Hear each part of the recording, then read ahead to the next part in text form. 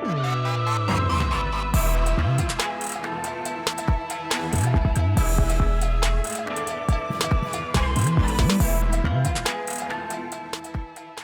is Gardy with Clear Life Combat. I'm at Niko Niko's. We're going to be talking about PCS4. It's coming up January 20th. Talking to one of the fighters today. I'm going to let him introduce himself. We're going to find out everything that he has going on. Hey, how you doing? Good, good. Thank you for having me. I'm Andreas Katzourakis, and as you said, I'm going to be fighting January 20th.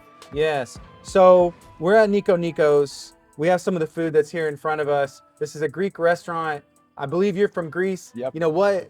If somebody hasn't been to Niko Niko's, let's talk about that first. What do they have here? I mean, they have everything. Basically, the menu is amazing. It's big. It has like every Greek food you can imagine. The classic ones, souvlaki and gyro and everything. So it's a hit. You know, you can't miss with Niko Niko's. Whatever you can imagine, it has it here. Yeah. You know, being originally from Greece, what was it like, I guess, getting into boxing? What's it like being a boxer in Greece? I'll tell you, being a boxer, it's not the easiest thing you can do. So I started with kickboxing when I was 4 years old. That was kind of easier because back then Mike Zambidis, which is a huge athlete for Greece, was at its highest peak. And everybody, you know, kickboxing was very hot at the time. Yeah. So that was great. We have great athletes, great teams in Greece. Boxing, it's a little less easy. It's more hard to get because we don't have that many people involved with it. We can showcase talent. We don't have that many shows. We don't have professional boxing in Greece. We start having it now a little bit, you know, one step at a time, but it's not yet a market that you can say, oh, I want to become a professional boxer and I can stay and do that in Greece. Not yet. Yeah. I hope down the line, like, if I do some things that I want to do and get back to Greece and make some bigger promotions and everything, I hope I can help out. But right now, it's not at the stage that you can become professional solely out of that. Yeah.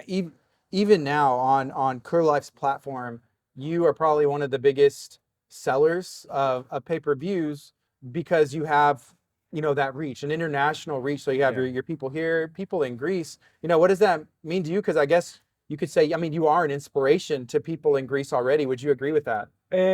I think I can say on my own, you know, when someone tells you it's easier. I think we are at the stage in my career where things start to get more serious, I can say.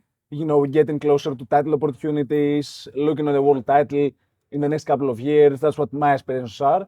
So it's, you know, it's very nice to have the support here in America from the Greek Americans and from the American community. I mean, from everyone, and back Greece, of course. So that's, you know, that's what matters at the end of the day. That's who I represent, and that's what I love. Yeah. So taking it back to Greece, you're there, you're growing up, kickboxing, I guess, switched to boxing. At what point do you decide to dedicate your life, your career to boxing, and then why Houston? So I want to become professional even before boxing. Even when I was a kickboxer, like from 11, 12 years old, I want to become professional. But as you know, it's your average 11, 12-year-old that does something good and wants to, you know, compete at professionally down the line. But I think I really said that that's what I'm doing around 16 years old. And 18, 19, when I got my opportunity, I didn't look back. I just came straight to US. I think I flew at LA at the time. I stayed there for 2-3 years. I was at Big Bear at the end of my time at LA. And once Abel Sanchez retired from Big Bear, for me, the only way, you know, the only road down the line was Houston because I really want to work with Ron Shields. They offered me multiple coaches, which they are great. I would love to work with everyone. But for me, Ronnie Shields was special, and that's who I want to work with. Yeah. You mentioned being in LA, did you say for 3 years? Yeah. Is there a big Greek community or presence there? Probably there is. I didn't meet it, you know, I didn't see it. I didn't have the opportunity, you know, to meet the majority of the Greek community there, which is unfortunate because I was there for a big time. But here in Houston, I'm 3 years again here, and I can tell you that the community here, it's amazing. I don't want to compare, but the way they have embraced me here, the Greek Americans and the community and the shows they're doing and the gatherings and everything, it's just amazing. Yeah. You know, when it comes to, you know, back home, are there certain things, I'm sure there's certain things that you miss. And if so, what are those things? The biggest things have to be family and friends. For the first 5 years was my girlfriend, but now she's here, so we don't have to miss her anymore. So yeah, I think that's it. It's family, friends, and sometimes you miss the culture. it's different culture back in Greece, different culture here. Sometimes that's what you miss. The day-to-day life, some activities that you can do there and you can do here. But everything has the plus and the minuses. So I mean, we live with what we get and we love it here. Yeah, having the support of your girlfriend or even having her here now, what does that mean to you? I mean, it's extremely important. We've been together all our life, most of our lives. We've been together 10 years since we're 16 years old. And it's very important to have her finally here and, don't have to worry about missing your other half, being back away, seeing her once a year. It was a struggle the first 5 years because if it's something that it's not that important, or if it's something that is stellar, like a family, like my mom, my dad, my sister, they will always be there. You know that. But with your girlfriend, you never know what's going to happen. Meaning, you may get into a fight, you might stumble, things might fall out, and living 5 years apart, that was a huge, we have some language issues here, but it was a huge burden to carry. But we never had any problems throughout these 5 years, and it was very easy going, thankfully. So Paradigm Combat Sports for PCS4 taking place January 20th at the GSH Event Center. Yes, sir. That's the same place that PCS3 took place. You were on that card, which you can go watch that on YouTube. The full fight's up there. Kind of walk me through what happened at that event for you. Everything happened like every other event. It was a classic event. It was nice being in a hometown. I can gather the Greek community. They can come and support in person, which I love. We had the fight against a Southpaw. I think it was the first Southpaw that I faced. It was a fun fight. I didn't love it because he was a little awkward and he was trying to get away from it.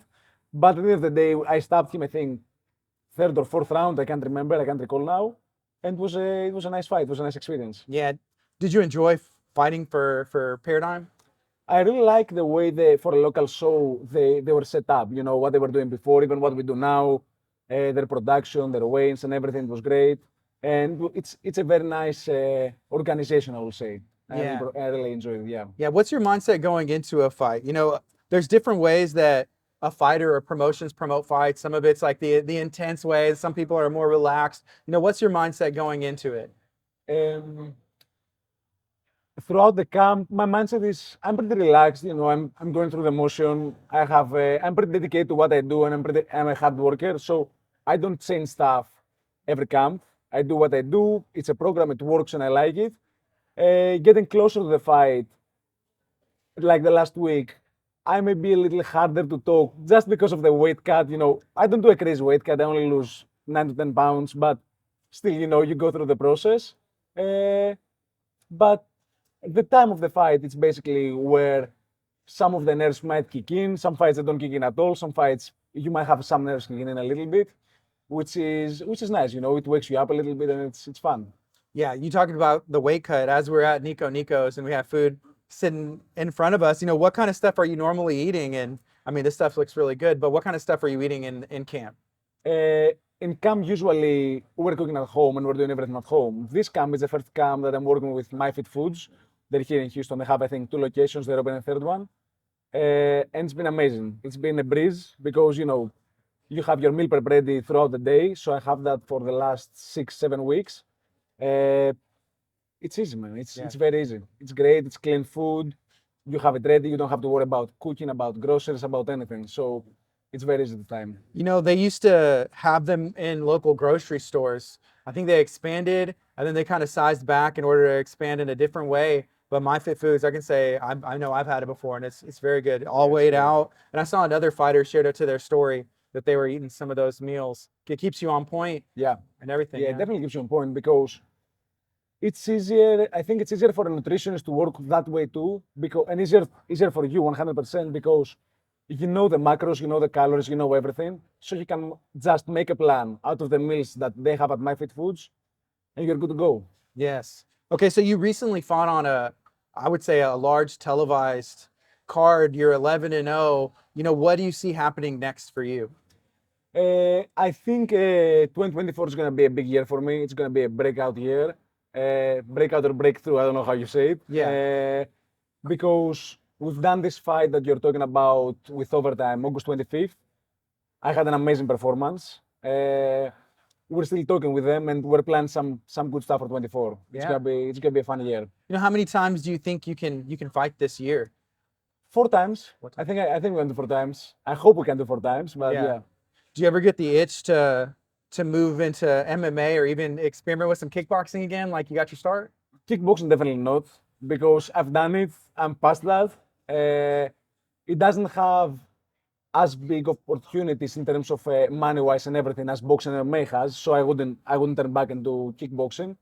And I don't think I would ever practice MMA as well, because I've never grappled in my life. So yeah, no, I think we'll stay at boxing. Yes.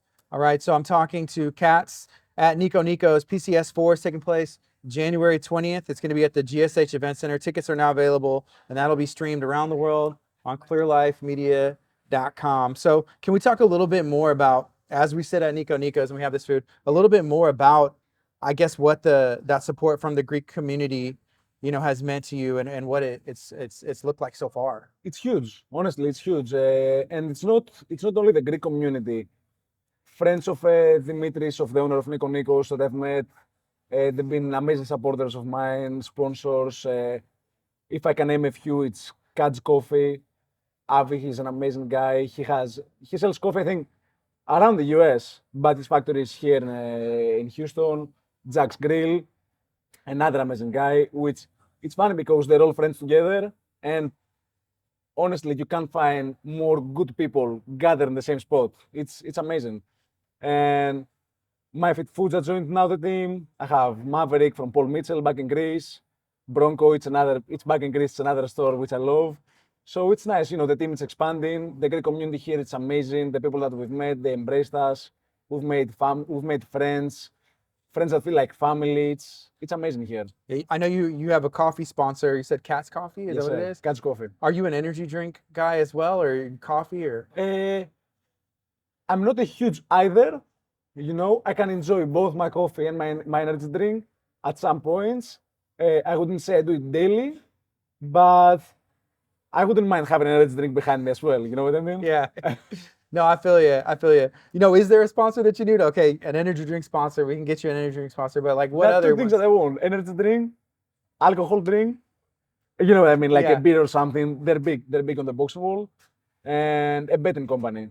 Those three were done. I'm good afterwards. And then you're good. All right. So what's your long-term goal? Obviously, becoming a world champion. But I think that's something that I think everybody that's a prospect or a contender aspires to be.